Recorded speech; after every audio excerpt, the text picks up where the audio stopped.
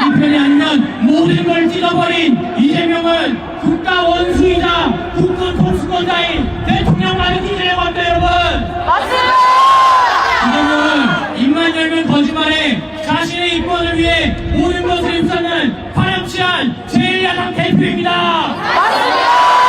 당연히 이들 옆에 있는 민주당 최고위원은 어떻겠습니까? 박찬대, 김민석, 김명중. 다 똑같다. 이번 탄핵 추진은 본인의 사법 리스크 해소를 위해 벌이는 쿠데타이며 검찰 사칭하는 잠범주제에 북한을 계속적으로 옹호하고 중국의 쎄쎄를 외치고 있습니다. 맞습니다.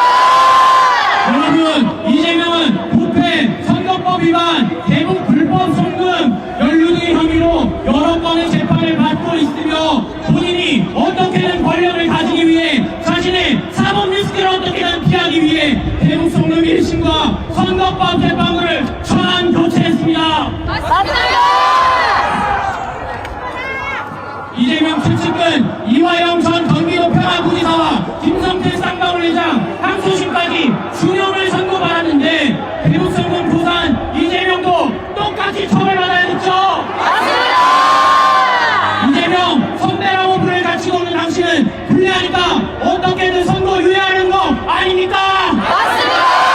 당신이 설명입니까? 맞습니다. 여러분, 누구든 법 앞에 공평하게 적용이 되어야 합니다. 그것이 법치주의 국가의 도리입니다. 맞습니다. 법치주의를 유린하며 북한의 대변인이자 대북 송금 혐의를 받는 이재명은 간첩 아닙니까? 맞습니다.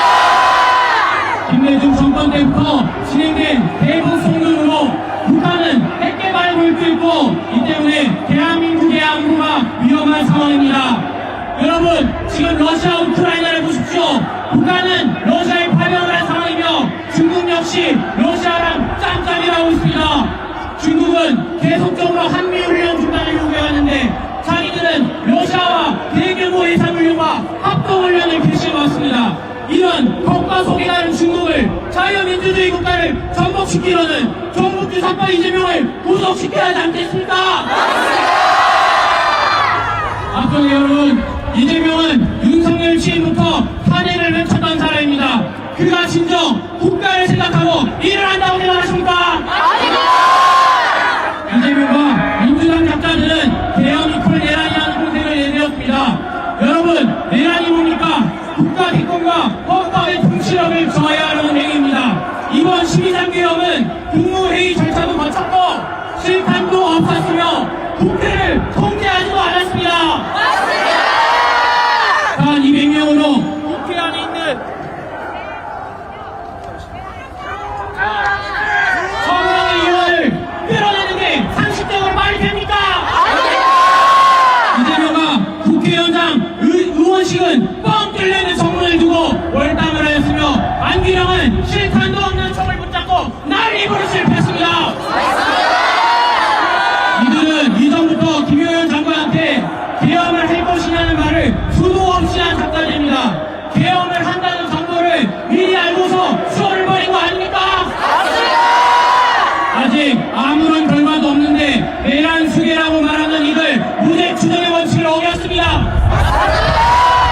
의원증만 있으면 국회 출입이 가능하다는 최민희 의원의 텔레그램이 떴고 2시간 만에 본회의를 열어 비상계엄 해제 요구를 건의했으며 윤석열 대통령께서는 이를 수용하고 해제했습니다.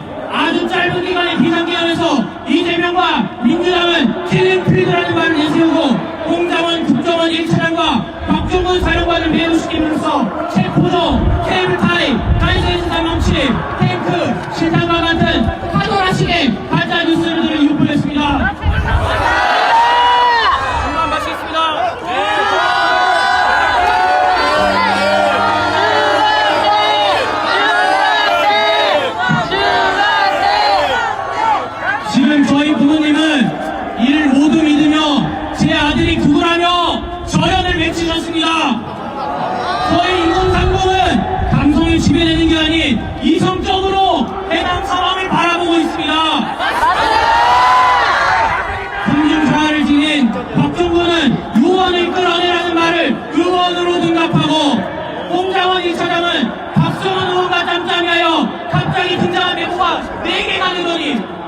메모는 지렁이보다 못한 상황입니다.